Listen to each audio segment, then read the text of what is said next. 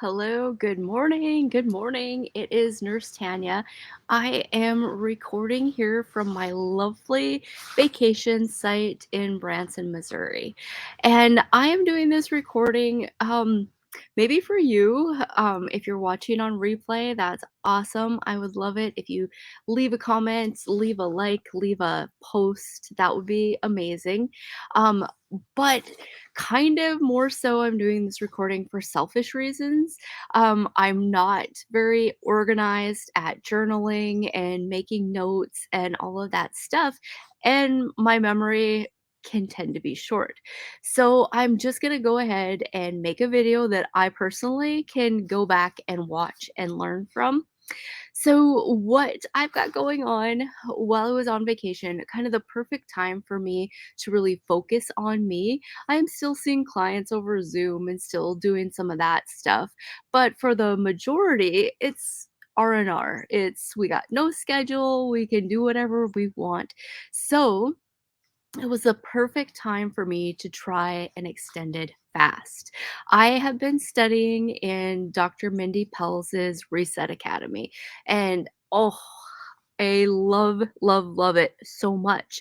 So, as I get more educated on fasting and on hormones, it's going to be something that I'm going to be bringing to my clients. I am always going to say the go back to Dr. Mindy, she's the expert. I have no intention of coming out some sort of fasting guru on the other end of this, but I also, don't really like to ask my clients to do things that I'm unfamiliar with, that I don't have first-hand experience of. So whether it's, you know, NAD infusions or coffee enemas or saunas or whatever. Those are all things that I am going to have firsthand experience before I'm recommending them to my clients. So, this fast, it was a corporate, like through Mindy's group, it was a corporate 3-day fast. So that always, in my mind, in that spiritual realm, gives you so much more power when you have that frequency, and that corporate fast. It's just a really cool, supportive atmosphere. So I um went into that fast and I was prayerful about it. Um, Fasting and praying goes hand in hand, and I'm terrible at quoting scripture, but there's that place in the Bible where the disciples are kind of weak on faith and Yeshua or Jesus tells them that, they're like, well, why can't we do what you did? We thought we had this authority. We thought we had this power. And Yeshua tells them, well, some of these things only come out with prayer and fasting. So you, wherever you're at spiritually, you can read into what these things mean. But to me, these things are a demonic thing, whether it's parasites in your body, whether it's yeast, when our bodies become overrun with yeast because of sugar addiction, so these things that can mean whatever. I mean, that's not like the topic of conversation. I'm open to having that conversation with anybody. Just hit me up privately and we'll visit about it. But anyway, fasting and prayer can do amazing things in the spirit realm, in your spirit body, as well as in your physical body. So, I set my sights out on that 3-day fast, that 72 hours. I've got a couple of really cool tools that I can kind of quick show you here. So there is a little app that I like called Life, Life. The emblem looks like that, the little circle one in the middle. And that's a great little fasting tool, a fasting app that helps keep track of the time. And it kind of gives you little goals, kind of will say, hey, you're burning ketones, or hey, you're, releasing stem cells. So it's kind of fun. And then I use, can't find it backwards, the Keto Mojo. So that one's in the top corner, that Keto Mojo. And like this other one goes to my fancy scale and just some other apps that I use. But that Keto Mojo, if you're gonna do that 3-day fast, it is really, really, I do recommend. Fasting is free, fasting is cheap, but you want to do it safely. You want to do it with some intention. So, like that Keto Mojo keeps track of your blood sugar and it keeps track of your ketones. So, it is really really important when you're going that long without food to know what your blood sugar is doing. And I absolutely don't recommend that somebody who's not done fasting at all just jumps in to a longer fast like that unless you know the good Lord is telling you to do it. Like then that's between you and him, and he'll protect you and I'm not going to get in the way of that. But we kind of call it fasting training.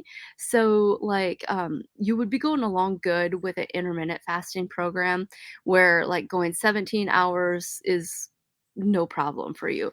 Where you throw in a 21 or a full day water fast every now and then and you breeze through it. So, I mean, I honestly hadn't done that 21-hour or that full 24-hour, that full day fast. I hadn't really been messing with that, but I had been doing really healthy things for a really long time, and then with the grace of the Lord, the 3-day fast didn't scare me at all. So, I won't get too technical about, blood sugars and keto numbers and this and that and the other thing, 'cause, like, if you don't know what I'm talking about, it's just kinda super boring, and even if you do know what I'm talking about, they're not your numbers, so, like, who cares what my numbers are, right? But I do wanna mention, a few things about how things went for me. Like I said, I had been doing at least 17-hour a day fasting and getting into ketosis. When I really first started doing that, and in my background, my main health problems that I'm aware of are autoimmune disease and digestive issues. And I'll talk a little bit more specifically as I go.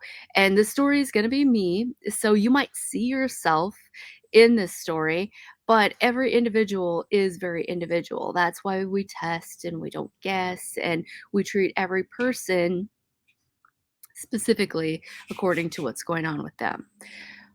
So let's see, what was I meaning to say? Oh, like ketosis. Like the first time I intentionally got myself in ketosis and knew I was in ketosis, like I got a weird, how heartburn, you feel it in your chest?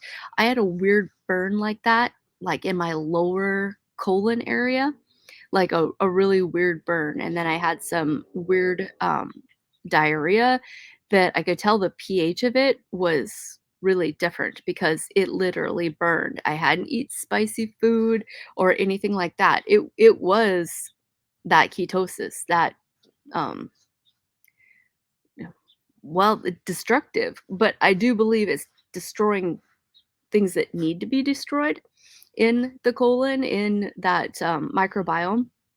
I want to back up just a little bit to tell you a little bit more about the setup, like, of myself. Um, so, you know, in the medical realm, if you go in for a colonoscopy and if they find something, like, you're already in big trouble. Like, in really really big trouble. And these things that I'm going to tell you about that were going on with me were definitely, definitely pre-cancer, like, maybe 20 years pre-cancer. Like, cancer doesn't just happen all of the sudden. These are events that are triggered and damage that is occurring because of a lifestyle over a life for the majority of us. Not that there isn't childhood cancers, and that's a different conversation. That's not what I'm talking about. So, um I bet it's been 2 years ago since I did a stool test, on myself. Probably close to 2 years ago. I do have a new one that I sent off, and I'm waiting on results, so I'll be interested to see. So, like, we definitely like to do stool testing. We like to see what's actually going on. That stool test can tell us a lot about your microbiome, your good, your bad bacteria. If there's yeast there, sometimes if there's parasites there, like they have to be pretty um I don't know, bold, because a lot of times they're there, but they don't show up on these tests. It also tell us a lot about your pancreas, about your, liver, about your enzymes, about your immune system even. So those stool tests, and usually they're just done by functional medicine.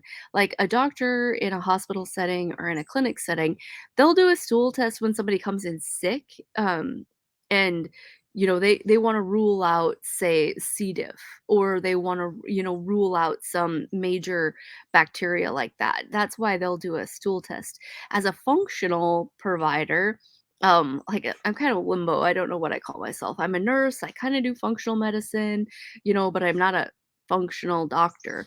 But I do all the testing. So when functional wise, when we look at that stool test, we're looking for so many things. Like it can give us so much detailed information about what's going on for your good and for the bad in your digestive. And we can then give you a really good reason to change how you're eating and to focus on certain foods or to stay away from other foods.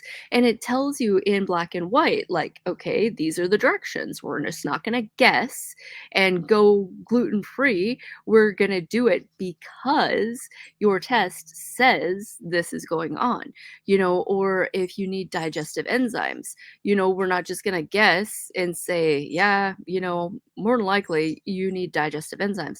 This test is going to tell us specifically what's going on and what kind of enzyme, what kind of help you need. So, when I got my test done, and there too, it had been a long road of doing things better, like doing things healthier. Um, w- my food allergies, doing my food allergies for a long time before I took this test. And when I got the test back, I still had three bad bacteria that were in the "these are doing your harm" zone. So yeah, a doctor may have said, "Let's put you on some antibiotics." The test kind of tells us what herbal remedies will help get those bacteria under control. Um, I knew my gallbladder, my digestion was in trouble. I mean, the test confirmed that. But the main thing for me was a marker called beta glucuronidase.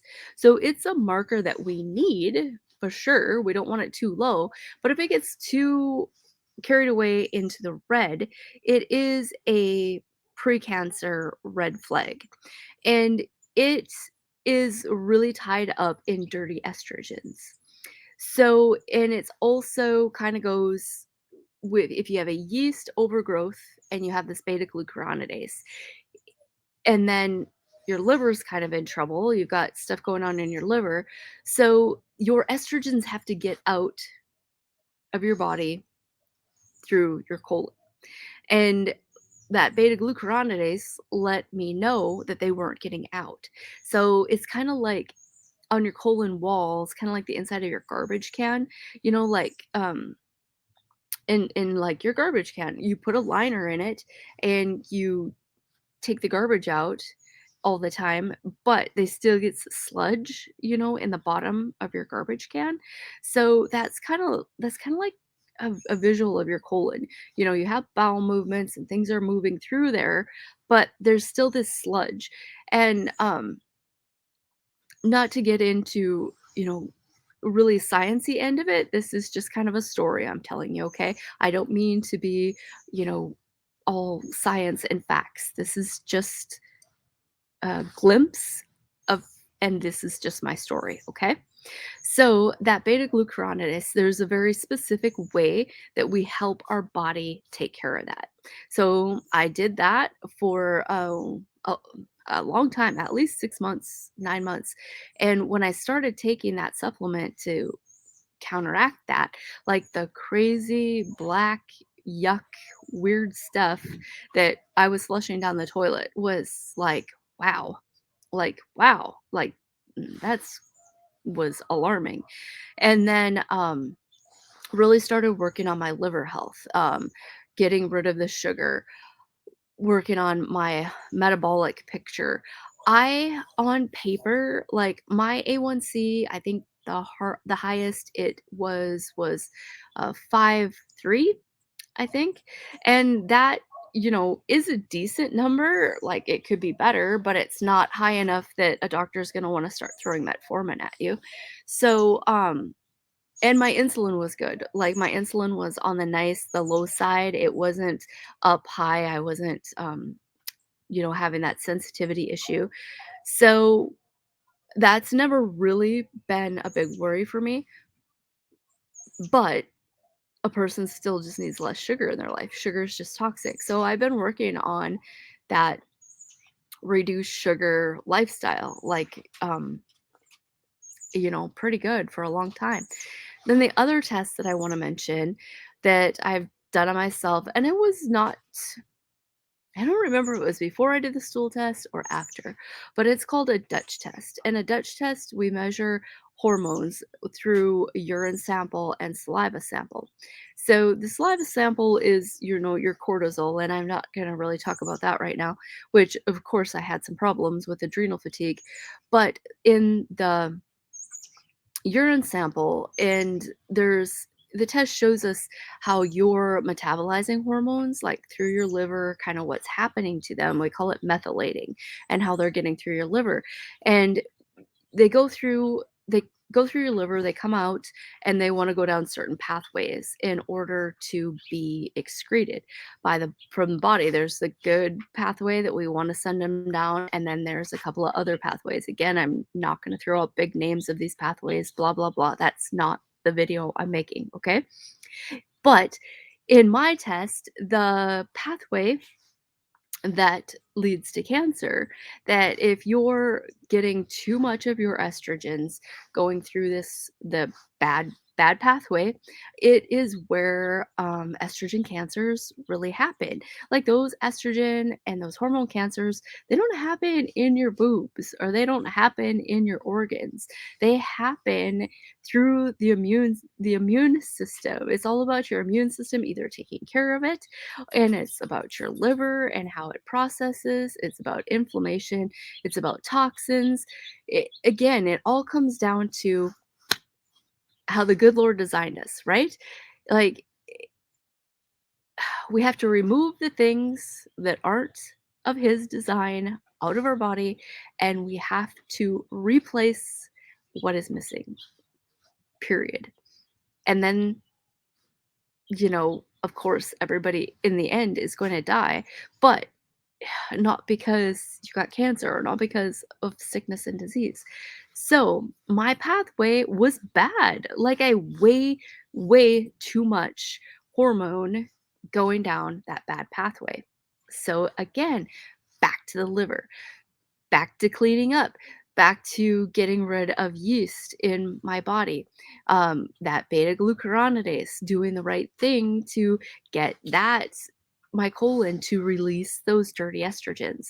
So all of those things are precancerous. That's like pre-cancer stuff that we can know about way before the mammogram, way before the colonoscopy, way before any of this stuff. Those are things that we can have a gauge on, have a pulse on, and be taken care of years before the diagnosis comes, right? Okay? And for me, obviously, I knew I had bad stuff going on in my digestive system. I didn't realize at that time how bad my liver was, because it's not bad on paper. It's never been bad on paper. Once again, I really stress, by the time your liver looks bad, by the time your enzymes are elevated on a blood test, you're in big trouble. Like there is so much to fix. So I gotta regather my thoughts. I did want you to have that background information on my story, on my tests. So if you're listening on the replay and you're like, "Whoa, what is she saying?" Um, Investing in those tests is investing in you, is investing in your future. And again, I'm just gonna tell you, cancer doesn't happen in your organs. That's not where any of the problem starts. That's not where any of the root cause is. Okay? It's all about the crap you eat, the crap you breathe, the crap you put on your skin. And um we just have to do better. We have to love ourselves enough to do better. Like the standard American diet, SAD, it's sad. It's killing you.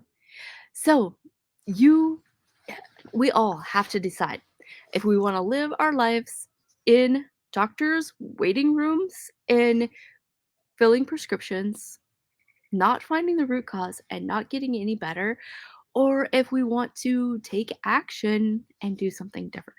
Okay? So let's go back to this rewind, go back to this fasting. Um, hi, darling. Hi, hi. Um, I set out for the 72 hours, and I just kind of want to kind of replay a couple of things kind of for myself because I won't remember of what really was grace and what I feel like I could do better next time. So, like the first day especially, I drank coffee in the morning throughout the whole thing, and I think the first day wasn't a big deal because I still kinda had some food from leftover before in my system. And the next day, it didn't necessarily, bother me, but on the 3rd day, the coffee and I did so we're in Branson, and of course, you're going around to all these cute places and doing these things, and, like, I've really come to love a London fog tea, so I had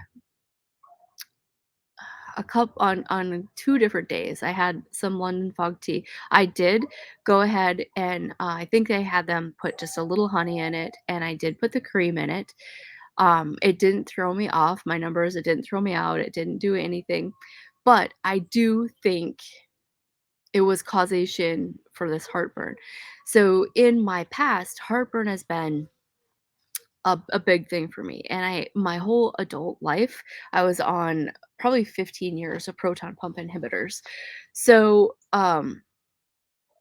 now I was kind of thinking that I might go 5 days with a fast, but on that fourth day, I really was just getting nonstop heartburn, which it's not that I was concerned. Well, I guess I was enough to decide to go quit the fast. But the whole point in the fast was to build my body up. So if it was giving me these signs of heartburn and it was just getting stronger, then I just took it intuition wise that that was enough for my body this time around.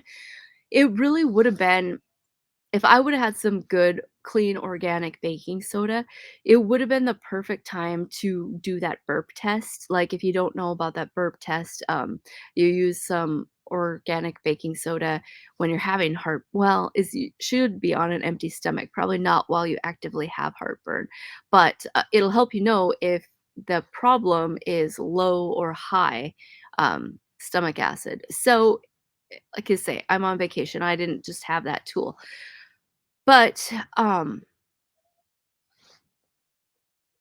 in the past, the stomach acid problem I've had was definitely because there wasn't enough stomach acid, and I did have apple cider vinegar, but my intuition was saying that wasn't the answer, like, even especially on that empty stomach, I couldn't see myself taking some apple cider vinegar, but I do kind of think because of the fasting, that was a increased stomach acid heartburn, not a I need more stomach acid. So, intuition, I just went with the I don't think apple cider vinegar is the right answer. It's probably time to break the fast and start eating. So that was my main reason for breaking that fast instead of going to the 5th day. Energy-wise, I was really doing okay. I would have been okay. Alright, so I wanna look at, my Keto Mojo, and I just wanna kinda briefly shout out, a couple of these numbers, and in that app, I could make a little note, gotta try to find what day is it today? So today is the 7th of January. So, I'm gonna try to get there. On the Keto Mojo, I got into ketosis right away in the fast, and, so the goal is, to get above point 0.5 and then, keep going to see how high you can get into that ketosis. Got too many readings in here. Let's see, where am I at?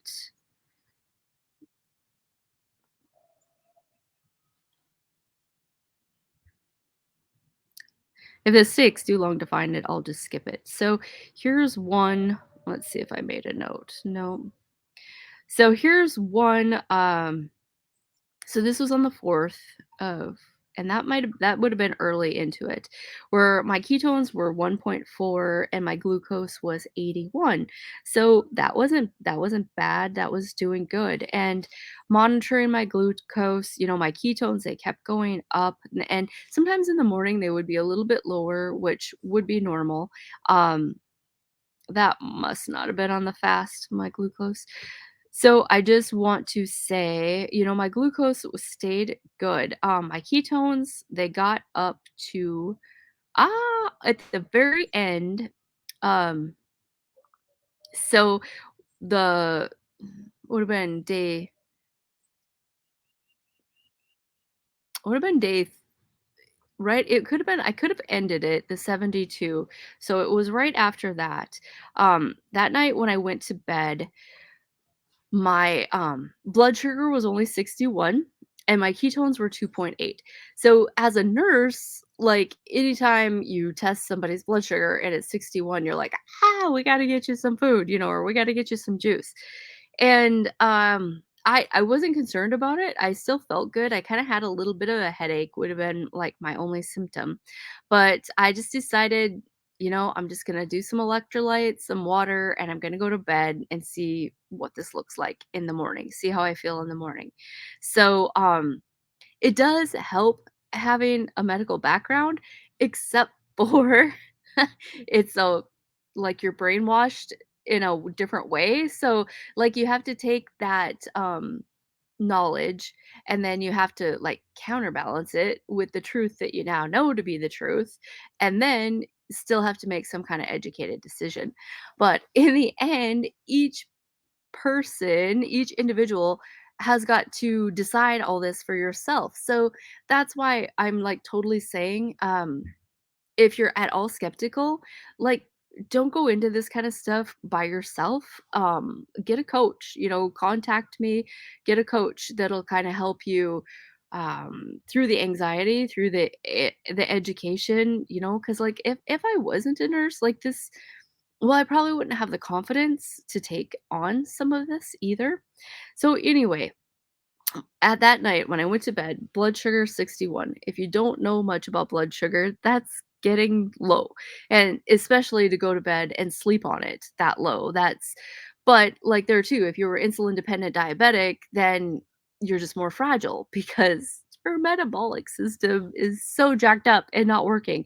And I absolutely believe, I'm just going to say that, type 2, maybe not type 1. If you lost your stem cells, that's a whole different story. If that place in your pancreas that makes insulin is burnt out, that's a different story. I mean, that's like probably not curable.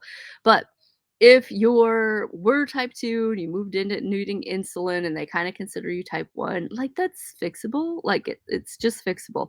You are going to have to know a lot and you're going to have to be super self-disciplined, but it's totally fixable. So, I go to bed at this blood sugar of 61. Not worried. I did tell my husband, like, if you can't wake me up, like, get me some food. But, um, so when I got up the next morning, my blood sugar had dropped to 58.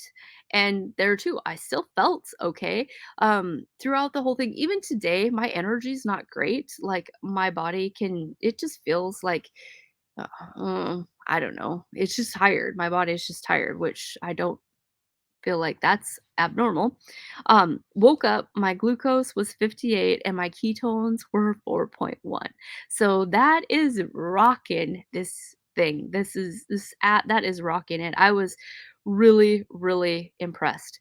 I got on the phone. I visited with one of my friends that is a nurse and she does the cell core like I do. She's done the wellness way, so we're really she's such a great person to bounce stuff off, like she's my go-to where, to trade advice and whatnot. And I had when I didn't say that, those evenings of day 2, day 3, I did do some bone broth with beef or chicken with extra salt, with a big pat of butter in it for a little fat.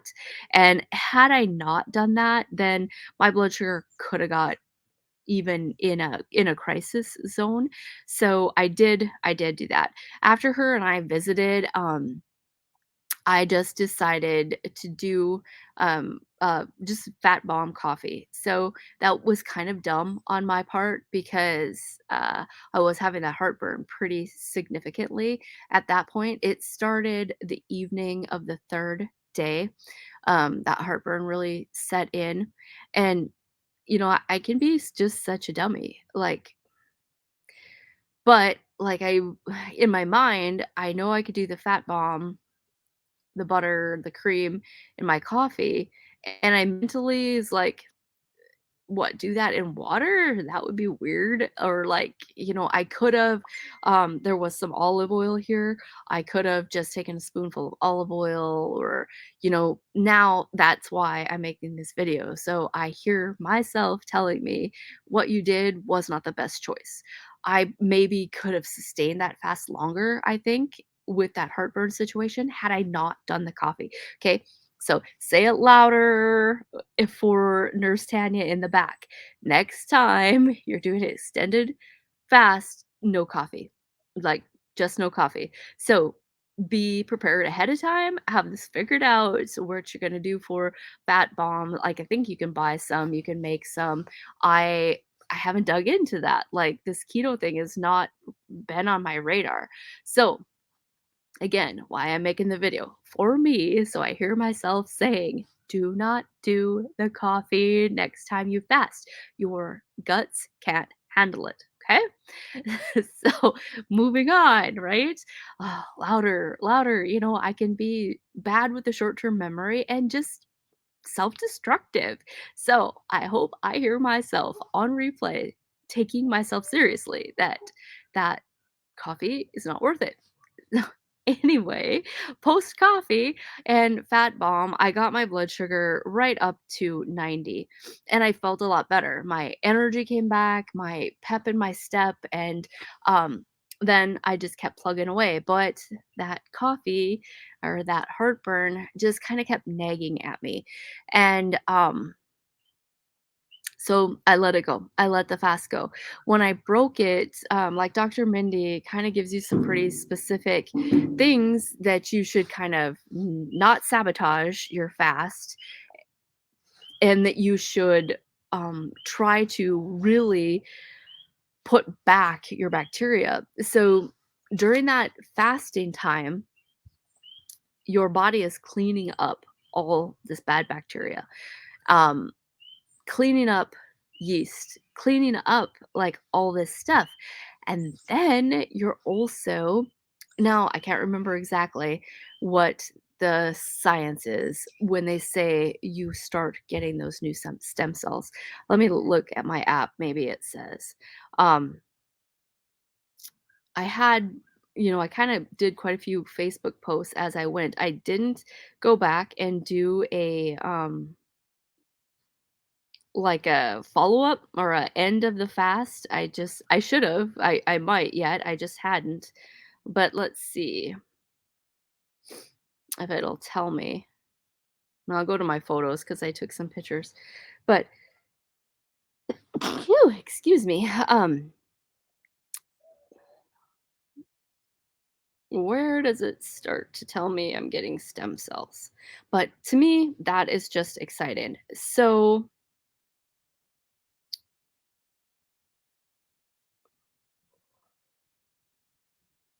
gosh, sorry, I'm just not finding it right off, and I don't want to waste your time while I'm looking for it. But when you're fasting, so it's cheap, it's even low cost because you're buying less food. And your body, you're calling on your body's innate healing response to do some awesome things. I will say, most of the days I did take my supplements. I took my Cellcore. I even added some Carboxy for detox, and I did just fine. I didn't like take all my supplements at once on an empty stomach.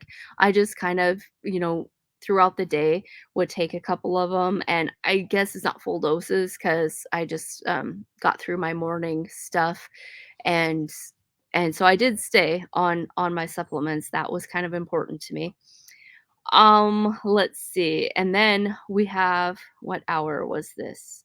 At a certain point in your fast, you start to make more HGH. So more growth hormone starts to peak and is released. So that's super cool because that's something that we don't get more of. Like we don't get more of, especially like past the age of 30.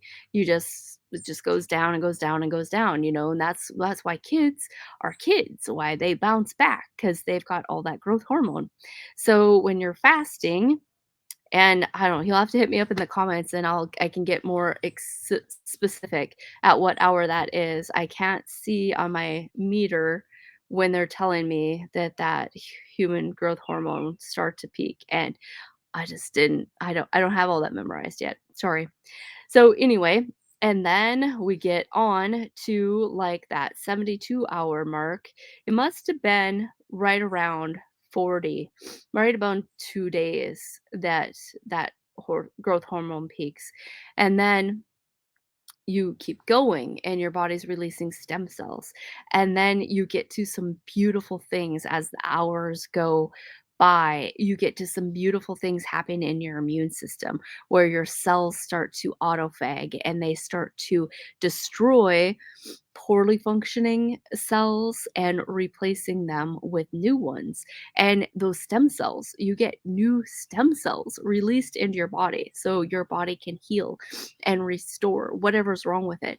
And like that's where people who really get into fasting to heal cancer get cancer healed, and their loved ones or people that don't know any better freak out because everybody thinks you have to have food to heal, you have to have food to heal, and they don't even care what they're feeding you. They just think food heals. And that is so not true. That is so sad. American standard. So sad. So if you know somebody who has cancer and they're fasting, support them. They know what they're doing. They're not doing it for no good reason. And even kind of the body's innate self, even if that patient or whoever has cancer hasn't studied it out, but they want to go into a fasting mode, their body has got some sense. Their body kind of knows some stuff. So don't dog on them. Support them. Get to studying it. Figure it out. There are so many books about healing cancer without medical intervention. It is just amazing. So, again, cancer is about your immune system. Me having autoimmune disease, it's about my immune system.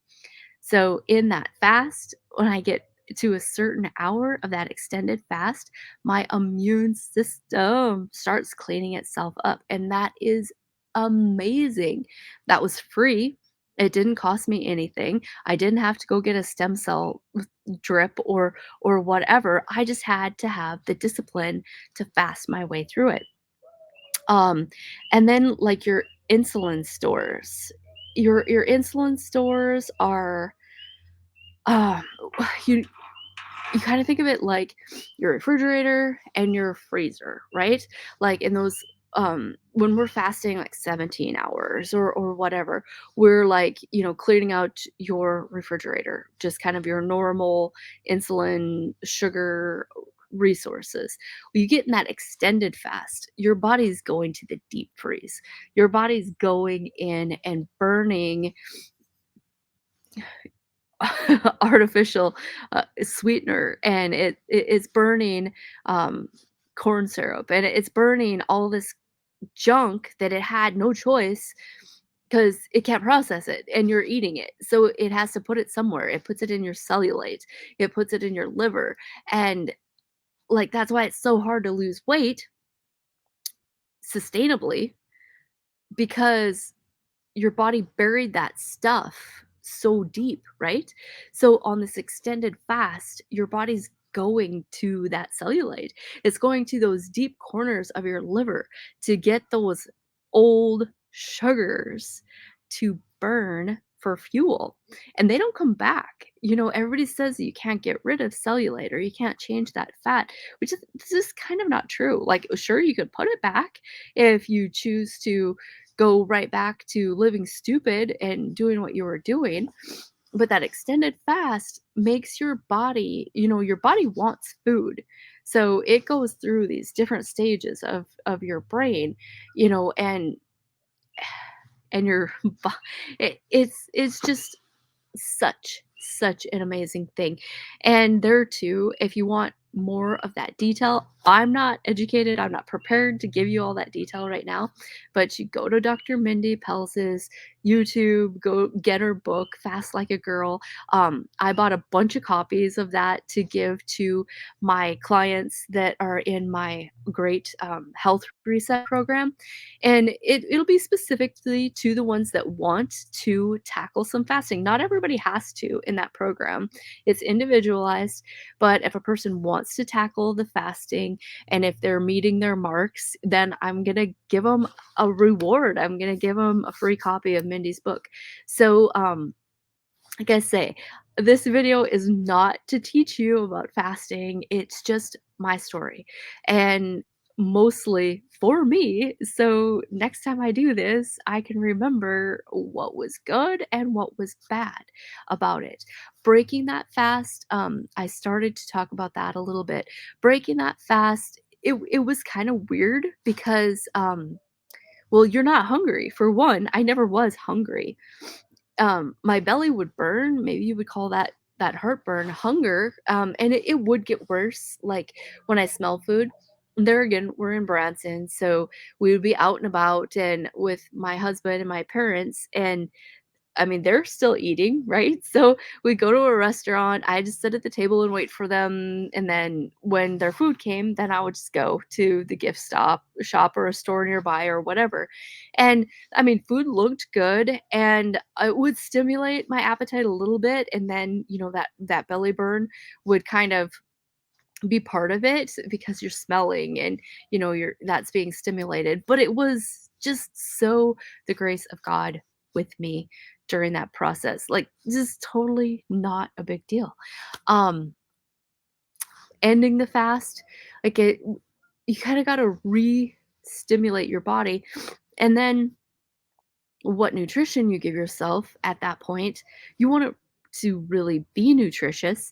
You want it to be, not carbohydrates, and you want it to have some microbes. So you want to have like some fiber.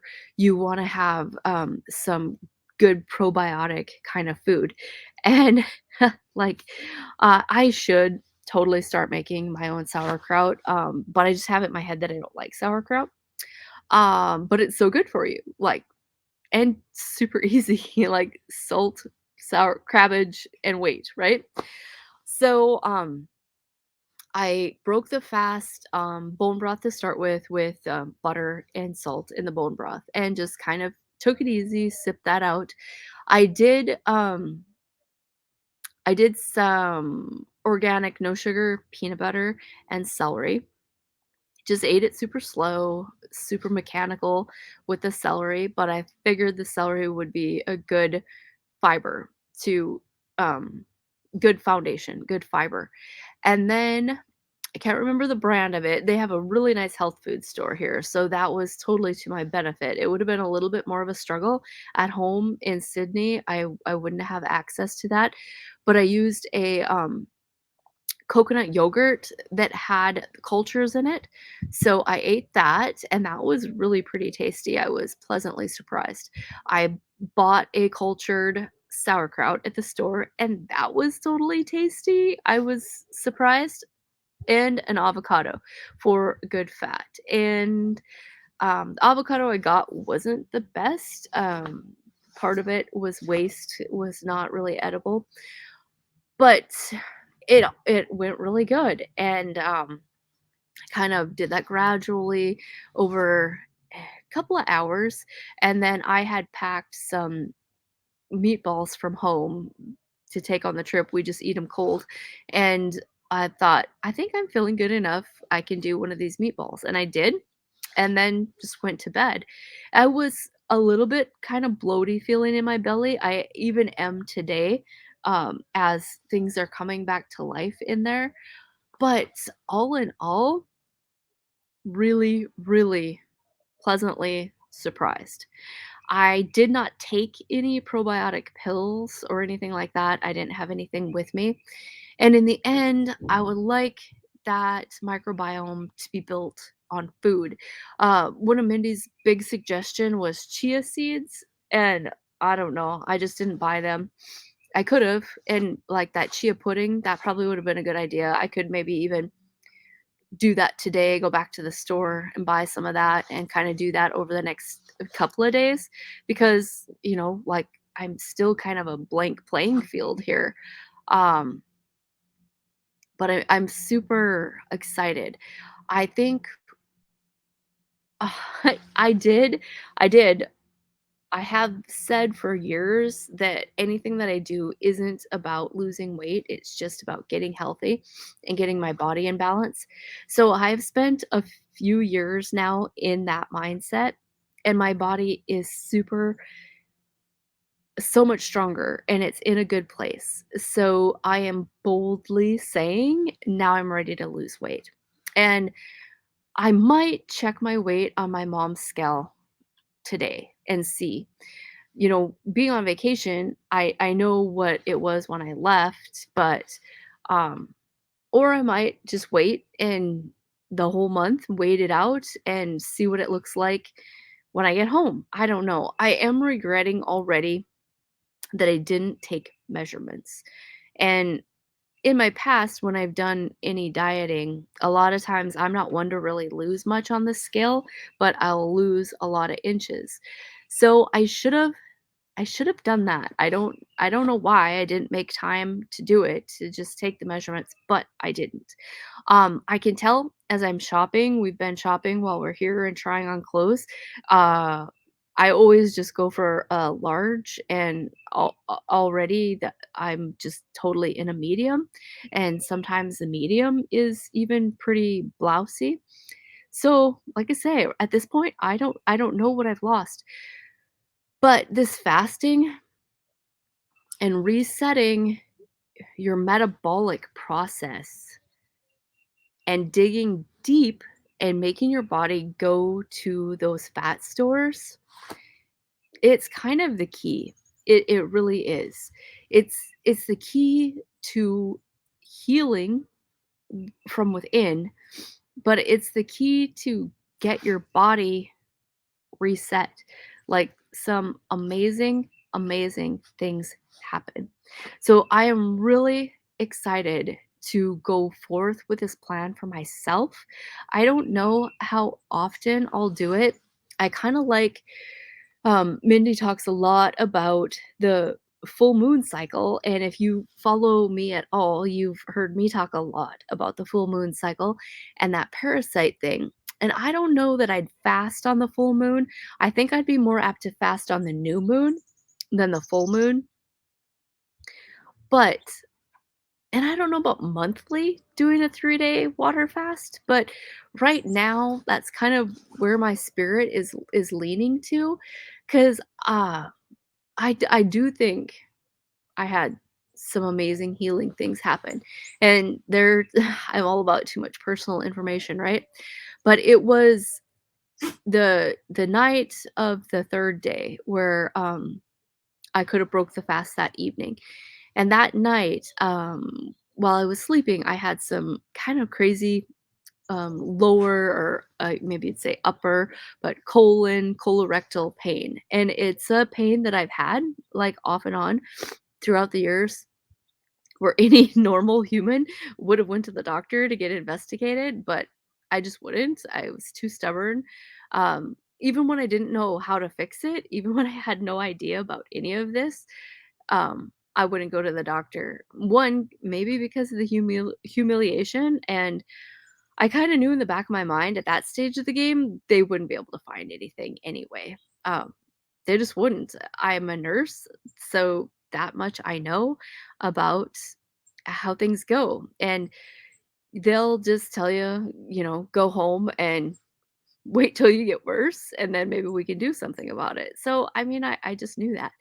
Anyway, that night, I got that familiar pain, and it wasn't as intense, um, as it can be or has been in my past, but it really felt like that was kind of the Holy Spirit knocking on my door saying, "We're getting something done here." Um, and that's when I decided that this fast was gonna look like 4 or 5 days. I didn't really know at that point what it was gonna be, 4 or 5 days. I wasn't rigid about it. I just wanted to see what my body could do, and I wanted to do what my body wanted or needed me to do. So that's where I'm at with that. And even just now, as I think about it, I think it might be monthly for a while. I think it might be a 3-day monthly thing for a while. And, maybe it is that full moon. I don't know. I don't know. I will pray about it and I will see. Um, I'll see. And there are two, combining this fasting with my cell core protocol. I've already, before the fast, I've already had 6 months of parasite cleansing, and I've had 6 months of deep, deep detoxing. So I was in a good, strong place to do it. Honestly, I don't think I would have made it through that extended fast physically. I think I would have suffered. I would have tanked. I would have been sick. So I think all of this has come to me in this order as a blessing, as innate intuition, Holy Spirit guided for me. And like I say, I don't like to ask anything of my clients that I don't have firsthand knowledge of.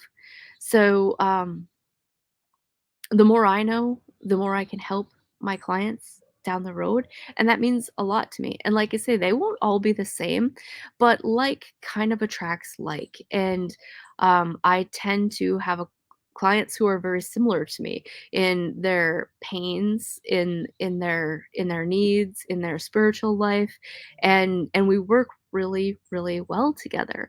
So there again, if you are looking for a practitioner, and I am nothing if I'm not transparent. And that's why I do these silly videos that maybe nobody will listen to, but maybe somebody will. Maybe you're listening right now and you're like, yep, this lady is an answer to a prayer I've been praying for a long time. That's who I want for clients. That's who I want to work with. I want to be an answer to your prayer. And if you don't spiritually align with that, or you haven't been praying for help, that's fine. It's not that I won't work with you. I mean, I won't. But a lot of us who are really serious about our walk with Yahweh and about our spiritual path, we don't want just anybody having authority over us. We don't want to take advice from just anybody. We take that really, really seriously. So that's why I just want to be transparent, and I want to love on you, and there too, even if you're atheist. But what I'm saying about this testing, about the fasting, and about this other stuff rings true to you, then I'm absolutely still willing to work with you, to help you, to coach you, to love on you. Absolutely. That that will never be a hindrance for me.